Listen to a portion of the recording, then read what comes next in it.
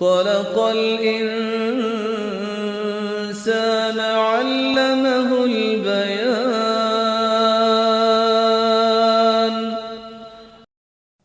نحمده ونصلي على رسوله الكريم، اما بعد، فاعوذ بالله من الشيطان الرجيم.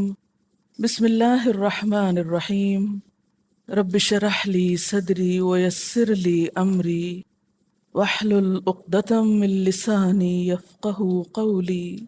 ترجمہ: لا، نہیں، اکراہ، کوئی جبر، فی الدین، دین میں، قد، تحقیق، تبین، واضح ہو گئی، الرشد، ہدایت، من الغی، گمراہی سے، فمن یکفر، تو جو کوئی کفر کرے گا، بالطاغوت، طاغوت کا، ویؤمن، اور ایمان لائے گا، باللہ، اللہ پر، فقد، تو تحقیق، استمسکا، اس نے تھام لیا، بالعروتی، کڑے کو، الوثقی، مضبوط، لانفصام، نہیں ہے کوئی ٹوٹنا، لہا، اس کے لیے، واللہ، اور اللہ، سمیع، سننے والا ہے، علیم، جاننے والا ہے، اللہ، اللہ تعالی، ولی، دوست ہے، الذین، ان لوگوں کا، آمنو، جو ایمان لائے، یخرجہم، نکالتا ہے ان کو، من الظلمات، اندھیروں سے، الی النور، روشنی کی طرف، نور کی طرف، والذین، اور وہ لوگ، کفروا، جنہوں نے کفر کیا، اولیاؤہم، ان کے دوست، الطاغوت، طاغوت ہیں، یخرجونہم، وہ نکالتے ہیں ان کو، من النور، نور سے، روشنی سے، الی الظلمات، طرف اندھیروں کے، اولئک، یہی لوگ، اصحاب النار، آگ والے ہیں، ہم، وہ، فیہا، اس میں، خالدون، ہمیشہ رہنے والے ہیں، الم، کیا نہیں، ترا، تم نے دیکھا، الی الذی، طرف اس شخص کے، حاج، جس نے جھگڑا کیا، جس نے حجت بازی کی، ابراہیم، ابراہیم علیہ السلام سے، فی ربہ، اس کے رب کے بارے میں، ان، کہ، آتاہ، عطا کی اس کو، اللہ، اللہ نے، الملک، بادشاہت، اذ، جب، قال، کہا، ابراہیم، ابراہیم علیہ السلام نے، ربی، میرا رب، الذی، وہ ہے جو، یحیی، زندہ کرتا ہے، ویمیت، اور موت دیتا ہے، قال، کہا، انا، میں، احیی، میں زندہ کرتا ہوں، وامیت، اور میں موت دیتا ہوں۔ قالا، کہا، ابراہیم علیہ السلام نے، فَإِنَّا، پس بے شک، اللہ تعالی، یأتی، لاتا ہے، بالشمسی، سورج کو، من المشرقی، مشرق سے، فأتی بہا، پس تم لے آؤ اس کو، من المغربی، مغرب سے، فبہتا، پس حیران رہ گیا، الذی، وہ جس نے، کفرا، کفر کیا، واللہ، اور اللہ، لا یہدی، نہیں ہدایت دیتا،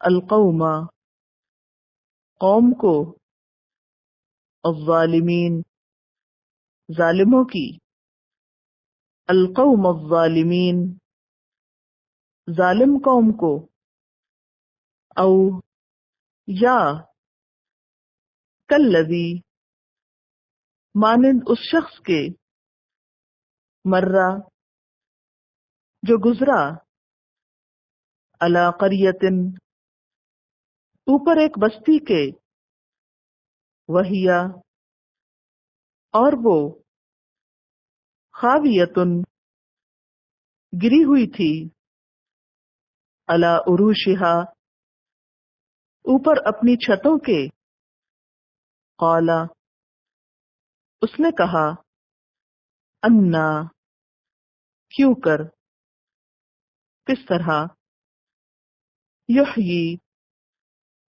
زندہ کرے گا، ہذہ اللہ، اس کو اللہ، بعد موتہا، بعد اس کی موت کے، فاماتہ،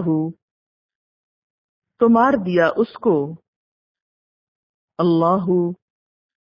اللہ نے، مئتا، 100، عامن، سال، ثم، پھر، بعثہ، اٹھایا اس کو، زندہ کیا اس کو، قالا، فرمایا، کم، کتنا، لبستا، تم ٹھہرے ہو، قالا، اس نے کہا، لبستو، میں ٹھہرا، یومن، ایک دن، او، یا، بعدا، بعض حصہ، یومن، دن کا، قالا، فرمایا، بل لبستا، بلکہ تو ٹھہرا، مئۃ عام، 100 سال، فانظر، پس دیکھو، الی طعامک، طرف اپنے کھانے کے، وشرابک، اور اپنے پینے کے، لم، نہیں، یتسنہ، وہ خراب ہوا، وانظر، اور دیکھو، الی حمارک، طرف اپنے گدھے کے، ولنجعلک، اور تاکہ ہم بنا دیں تجھ کو، آیتن، ایک نشانی، للناسی، لوگوں کے لیے، وانظر، اور دیکھو، الی العظام، طرف ہڈیوں کے، کیفا، کس طرح، ننشزھا، ہم جوڑ دیتے ہیں ان کو، ہم حرکت دیتے ہیں ان کو، ہم اٹھا دیتے ہیں ان کو، ثم، پھر، نکسوہا، ہم پہناتے ہیں ان کو، لحما، گوشت، فلما تو جب تبینہ واضح ہو گیا لہو واسطے اس کے قالا کہا اعلم میں جان گیا ان اللہ بے شک اللہ تعالی علی اوپر کل ہر شیء چیز کے قدیر قادر ہے تفسیر لا اکراہ فی الدین دین میں کوئی جبر نہیں. ایسے رب کی طرف تو خود آ جانا چاہیے، اس کے سامنے تو عقل، دل، دماغ، جذبات، سر، ماتھے کو خود جھک جانا چاہیے. کہا یہ کہ ایسے رب کی طرف پکڑ پکڑ کے لایا جائے. اسی لیے دین کی طرف آنے میں کسی پہ زبردستی نہیں کی جائے گی. اس کو اللہ تعالیٰ کی ذات کا تعارف تو کرایا جائے گا، اس کو اللہ تعالیٰ کی قدرت کے بارے میں تو بتایا جائے گا، لیکن جبرن پکڑ کے نہیں لایا جائے گا. لا اکراہ فی الدین. کیوں؟ اس لیے کہ قد تبین الرشد من الغی، ہدایت گمراہی سے الگ ہو چکی ہے، واضح ہو چکی ہے. کہا جاتا ہے کہ انصار کے کچھ نوجوان یہودی یا عیسائی ہو گئے تھے. پھر جب یہ انصار مسلمان ہوئے تو انہوں نے اپنی نوجوان اولاد کو بھی جو یہودی یا عیسائی ہو چکی تھی زبردستی مسلمان بنانا چاہا. تو اس پر یہ آیت اتری کہ نہیں، ان پہ جبر نہیں کیا جائے گا، انہیں زبردستی مسلمان نہیں بنایا جائے گا. قرآن پاک میں نبی صلی اللہ علیہ وسلم کے لیے بھی کہا گیا لست علیہم بمسیطر، آپ ان پر داروغہ بنا کر نہیں بھیجے گئے. ایک اور جگہ پر آتا ہے وما علینا الا البلاغ، ہمارے ذمہ محض پہنچا دینا ہے، یعنی کسی پہ دین کے معاملے میں زبردستی نہیں کرنا. کیونکہ اللہ تعالیٰ نے ہدایت اور گمراہی دونوں کو واضح کر دیا، روشنی اور اندھیرے کا فرق بتا دیا، دیکھنے اور سمجھنے کی قوت اور صلاحیت انسان کے اپنے اندر رکھ دی. اب انسان کا امتحان ہی اسی میں ہے کہ وہ حق کو پہچان کر اس کو قبول کر لے، وہ روشنی کے پیچھے جائے، اندھیروں کو چھوڑ دے. فَمَن يَكْفُرْ بِالطَّاغُوتِ، تو جو کوئی طاغوت کا انکار کرے گا. طاغوت کیا چیز ہے؟ طاغوت کا لفظ جو ہے توئے غین واؤ سے ہے، اسی سے لفظ طغیانی نکلا ہے. ہر وہ چیز جو انسان کو سرکشی پہ آمادہ کرے، راہ حق سے گمراہ کرے. یعنی طاغوت سے مراد ہر وہ چیز، ہر وہ شخص جو خود بھی حدیں پار کرے اور جو اللہ کے سوا دوسرے کی پرستش کرے اور دوسروں کو بھی اس طرف لے جائے. تو جو بھی طاغوت کا انکار کرے گا، یعنی اللہ کے سوا دوسروں کو چھوڑ دے گا اور ہر ایسی قوت کی بات ماننے سے انکار کر دے گا جو اسے اللہ کی بجائے کسی اور طرف لے جاتی ہو. وَيُؤْمِن بِاللَّهِ، اور اللہ پر ایمان لے آئے گا. فَقَدِ اسْتَمْسَكَ بِالْعُرْوَةِ الْوُثْقَىٰ، تو اس نے ایک مضبوط کڑے کو تھام لیا. عروہ کہتے ہیں کڑے کو. عین رے واو اس کا روٹ ہے. کسی بھی چیز کا قبضہ یا کنڈا یا دستہ. وثقہ اس کا روٹ ہے واو سے قاف. وثوق، واسق، میثاق اسی سے ہے. بہت مضبوط، محکم، یعنی ایسی چیز جو ناقابل شکست ہو. امام فخر الدین رازی کہتے ہیں کہ جو شخص کسی چیز کو تھامنا چاہتا ہے وہ اس کے دستے اور حلقے کو پکڑ لیتا ہے. اس طرح جو شخص اس دین کو تھامنا چاہتا ہے وہ ان دلائل کو پکڑ لیتا ہے جو اس دین کی طرف رہنمائی کرتے ہیں، جو بہت واضح ہیں. تو یہ عروۃ الوثقیٰ کیا ہے دراصل؟ پھر یہ جو پیچھے آیت الکرسی گزری ہے نا، اللہ تعالیٰ کا تعارف، اللہ تعالیٰ کی پہچان، اللہ تعالیٰ کی صفات وہ دلائل کہ جن کو انسان تھام لے، جن کو پکڑ لے تو پھر انسان کو سیدھا رستہ مل جاتا ہے۔ جو اپنے رب کو پہچان لے اس کو ایک مضبوط سہارا مل جاتا ہے۔ فَمَن يَكْفُرْ بِالطَّاغُوتِ، تو طاغوت کیا چیز ہے؟ وہ قوت جو انسان کو اللہ کے رستے سے ہٹائے۔ اس میں انسان کا اپنا نفس بھی ہو سکتا ہے، دوسرے لوگ بھی ہو سکتے ہیں، معاشرے کے رسم و رواج بھی ہو سکتے ہیں۔ تو جو شخص سب چیزوں کو چھوڑ کر اللہ کا سہارا تھام لیتا ہے، اللہ پر ایمان لے آتا ہے، اللہ کو پہچان لیتا ہے، گویا اس نے ایک ایسی مضبوط چیز کو تھام لیا کہ لن انفصام لہا، جس کو اب نہیں ٹوٹنا، یعنی جس کے ایمان کی بنیاد معرفت ہوتی، پھر وہ شخص پورے اطمینان اور شرح صدر کے ساتھ دین پہ جم جاتا ہے۔ وہ ایک ایسے حصار میں آ جاتا ہے، ایک ایسی حفاظت میں آ جاتا ہے کہ جس کے بعد اسے کوئی خوف اور غم نہیں رہتا۔ واللہ سمیع علیم، اور اللہ سننے والا ہے، جاننے والا ہے۔ یہ فسام کا لفظ بھی فے صاد میم سے ہے۔ فسما کا کیا مطلب ہوتا ہے؟ کسی چیز کا ٹوٹ جانا، مگر اس طرح ٹوٹنا کہ اس کے حصے الگ نہ ہوں بلکہ جڑے رہیں۔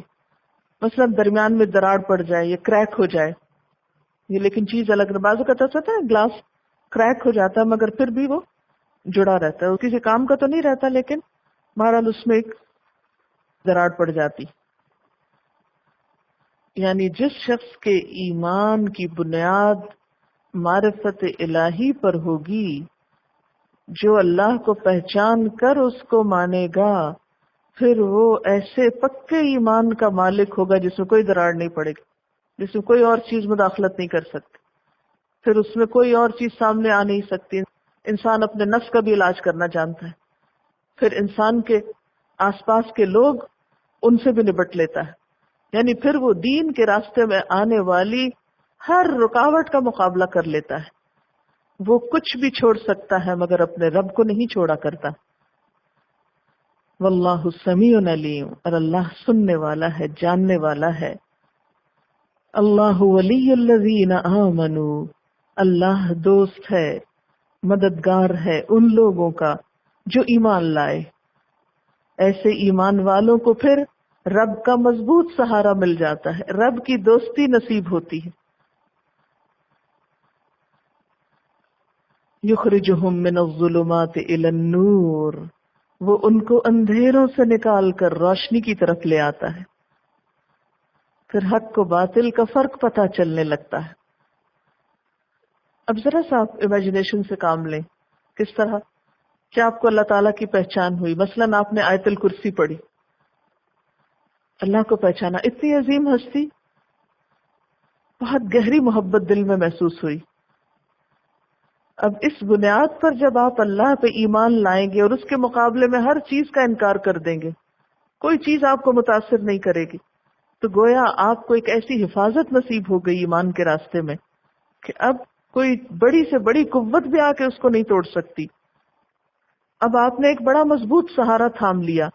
اب اس سہارے کو جب آپ نے تھاما، اس پر اعتماد کیا، تو وہ اب آپ کو راہیں دکھائے گا، وہ اندھیروں سے نکال کر روشنی کی طرف لے جائے گا۔ یہاں اندھیروں سے مراد کون سے اندھیرے ہیں؟ شرک کے، گمراہی کے، بھٹکنے کے۔ ایسے شخص کو پھر ایک خاص روشنی مل جاتی ہے۔ یہ روشنی کون سی ہے؟ دین کا علم، حقیقت کا علم، قرآن۔ والذین کفروا، اور وہ لوگ جو انکار کرتے ہیں، اولیاءہم الطاغوت، ان کے دوست پھر طاغوت ہوتے ہیں۔ ان کا سہارا کون ہوتے ہیں؟ طاغوت۔ اور طاغوت میں وہ ساری سرکش قوتیں آ جاتی ہیں جو انسان کو اللہ سے روکتی ہیں۔ یخرجونہم من النور الی الظلمات، وہ ان کو نور سے نکال کے اندھیروں کی طرف لے جاتے ہیں۔ وہ کہتے ہیں تم کیا کر رہے ہو؟ یہ کیا قرآن پڑھنا شروع کر دیا تم نے؟ آؤ ہمارے ساتھ بیٹھو۔ آپ دیکھیں نا، جب آپ دنیا کے کاموں پر، دنیا کی محبت پر اللہ کو ترجیح دینے لگتے ہیں، اللہ کے دین کو ترجیح دینے لگتے ہیں، تو پھر دوسرے لوگ ناراض ہوتے ہیں نا. وہ کیا چاہتے ہیں؟ آپ کیا کریں؟ آپ ان کو ٹائم دیں، ان کی باتیں سنیں، ان کا ساتھ دیں، ان کی مرضی کے مطابق جئیں. اور اگر انسان اللہ کی بات چھوڑ کر لوگوں کی باتوں کے مطابق جینے لگے تو پھر حال کیا ہوگا؟ اندھیرے پر اندھیرے، حقیقت سے بہت دور ہو جائیں گے. دوسروں کی خواہشات پہ جینے کا مطلب کیا ہے؟ حقیقت سے دور ہونا. اولئک اصحاب النار، یہ اندھیرے تو پھر جہنم کے اندھیروں میں بدل جاتے ہیں. ہم فیہا خالدون، وہ اس میں ہمیشہ رہنے والے ہیں. قرآن پاک میں ایک اور جگہ پر آتا ہے وَمَن يَعْشُ عَن ذِكْرِ الرَّحْمَنِ نُقَيِّدْ لَهُ شَيْطَانًا فَهُوَ لَهُ قَرِينٌ، جو رحمان کے ذکر سے غفلت برتتا ہے ہم اس پر ایک شیطان مقرر کر دیتے ہیں، پھر وہ اس کا دوست بن جاتا ہے، پھر شیطان اس کا ساتھی بن جاتا ہے، پھر وہ اس کو گمراہی میں لے جاتا ہے. اور شیطان کا انجام کیا ہے؟ جہنم. پھر وہ اپنے ساتھیوں کو بھی وہیں لے جائے گا.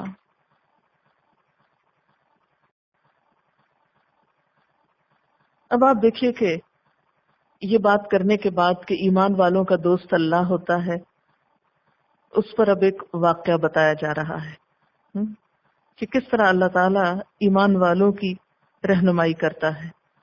الم تر الی الذی حاج ابراہیم فی ربہ، کیا تم نے اس شخص کو نہیں دیکھا جس نے ابراہیم علیہ السلام سے جھگڑا کیا تھا اس کے رب کے بارے میں؟ یہ کون شخص تھا؟ نمرود تھا. اور حاجہ کا کیا مطلب ہوتا ہے؟ حجت بازی کرنا، بحث کرنا. یہ بادشاہ جس کا نام نمرود تھا، عراق کا بادشاہ تھا جس کا دارالخلافہ بابل تھا. اور بابل کون سا شہر ہے؟ جو آج کل کوفہ ہے. تو حضرت ابراہیم علیہ السلام کا باپ جو تھا وہ نمرود کے دربار میں بہت اہم مقام رکھتا تھا. بت گر بھی تھا، بت فروش بھی تھا، اور نمرود کے مقربین میں سے تھا. یعنی بادشاہ کے پاس آنا جانا تھا کس کا؟ ابراہیم علیہ السلام کے والد کا. تو اسی توسط سے جب اسے پتا چلا کہ ابراہیم جو ہے وہ تو توحید پرست ہے اور اللہ کو مانتے ہیں، تو اس نے کہا کہ میں بحث کرنا چاہتا ہوں اور دیکھنا چاہتا ہوں کہ تم اپنے رب کا تعارف کیا کراتے ہو. جھگڑا اس بات میں تھا کہ ان آتاہ اللہ الملک، کہ اللہ نے اس شخص کو حکومت دے رکھی تھی اور وہ خود کو خدا سمجھتا تھا، خود کو بڑی چیز سمجھتا تھا. اس قال ابراہیم، جب ابراہیم علیہ السلام نے کہا اپنے رب کا تعارف کراتے ہوئے، کیا کہا؟ ربی الذی یحیی و یمیت، میرا رب تو وہ ہے جو زندہ کرتا ہے اور موت دیتا ہے. قال، بادشاہ بولا، انا احیی و امیت، میں زندہ کرتا ہوں اور میں موت دیتا ہوں، زندگی اور موت کا مالک تو میں ہوں.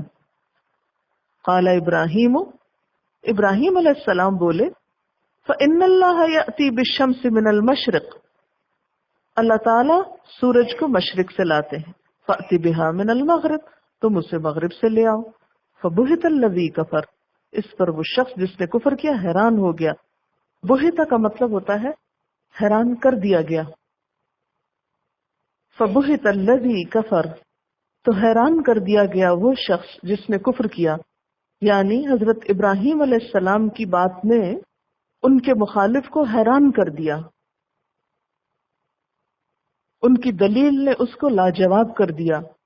پھر اس سے کوئی بات بن نہ پڑی، وہ کوئی جواب نہ دے سکا.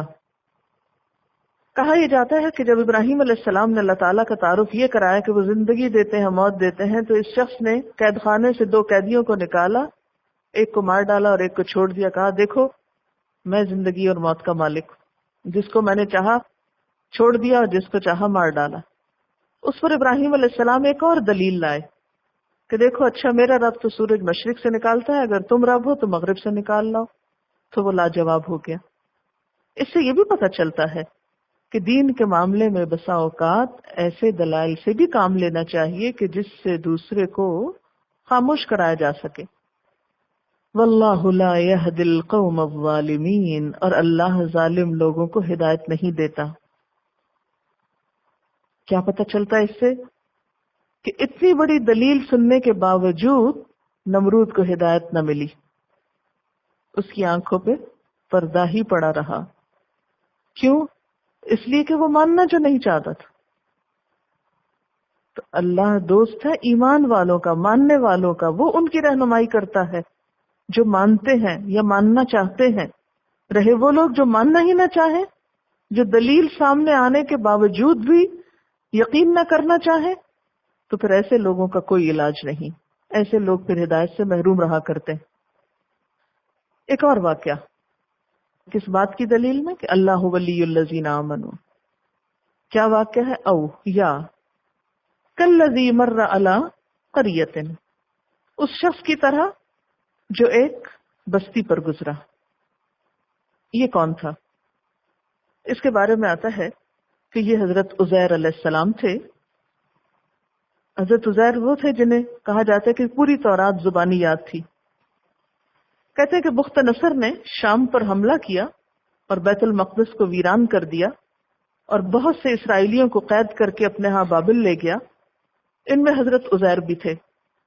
کچھ مدت بعد رہائی ہوئی، واپس اپنے وطن آ رہے تھے کہ راستے میں ایک اجڑا ہوا شہر دیکھا جو بخت نصر کے حملے کے نتیجے میں ویران ہوا تھا.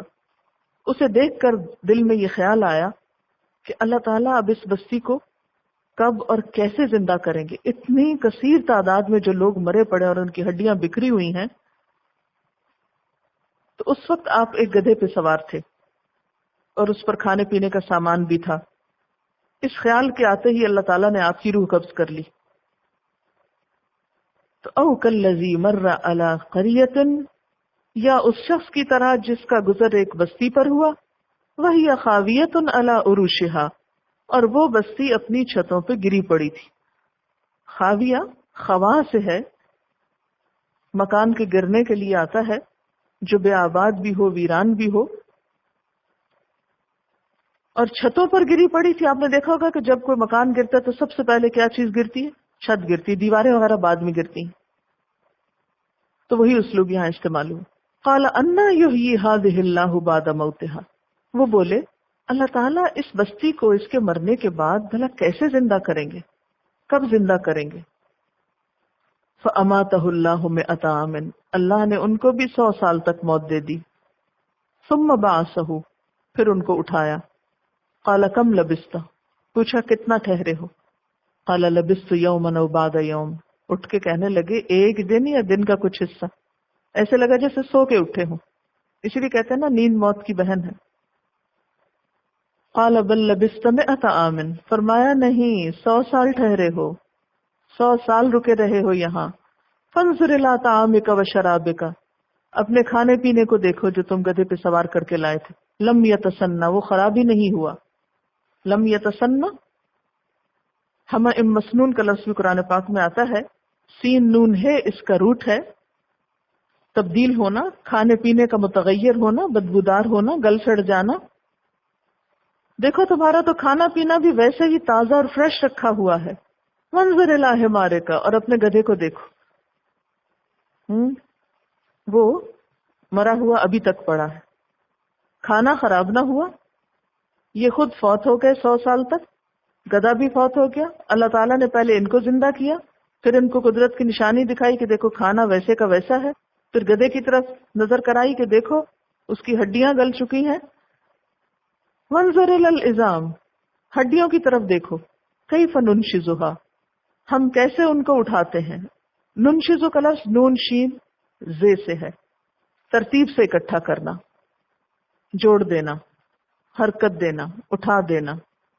تو ننشزو میں سارے معنی ہیں کہ ان کو دیکھو ہم کس طرح ترتیب سے جوڑتے ہیں، اکٹھا کرتے ہیں، پھر ان کو زندہ کرتے ہیں. ثم نکسوها لحما، پھر ہم ان کو گوشت پہنائیں گے. یہی تخلیق کی ترتیب ہے، پہلے ہڈیاں بنتی ہیں پھر ان پہ گوشت آتا ہے. قرآن پاک کی دوسری آیات میں بھی اس کی تصدیق ہوتی. تو اللہ تعالیٰ نے حضرت عزیر علیہ السلام کے سامنے ہی ہڈیاں جوڑ کے گدھے کو دوبارہ بنا کے دکھایا. فلما تبین لہ، پھر جب ان پہ واضح ہو گیا، قال اعلم ان اللہ علی کل شیء قدیر، تو بولے میں نے جان لیا کہ اللہ ہر چیز پر قادر ہے.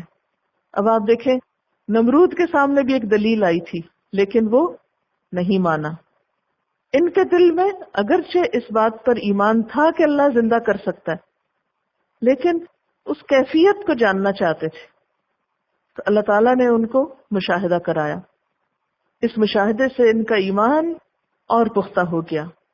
تو اس سے کیا پتہ چلتا ہے کہ جس کے دوست طاغوت ہوں وہ ہدایت نہیں پاتا، اور جو اللہ پر ایمان رکھتا ہو، جو حقیقت میں سچائی کو سمجھنا چاہتا ہو، اللہ تعالیٰ اس کی ہدایت کا بھی سامان پیدا کر دیتا ہے. یہ مضمون قرآن پاک میں کئی دفعہ آتا ہے نا، اللہ جسے چاہتا ہے ہدایت دیتا ہے، جسے چاہتا بھٹکا دیتا ہے. پھر ہم کہتے ہیں تو قصور اللہ ہی کا، نعوذ باللہ، ہمارا تو ہے نہیں، ہمیں تو اللہ ہی ہدایت نہیں دینا چاہتا. بات یہ نہیں، بات یہ کہ اللہ تعالیٰ تو سب کو ہدایت دینا چاہتا ہے.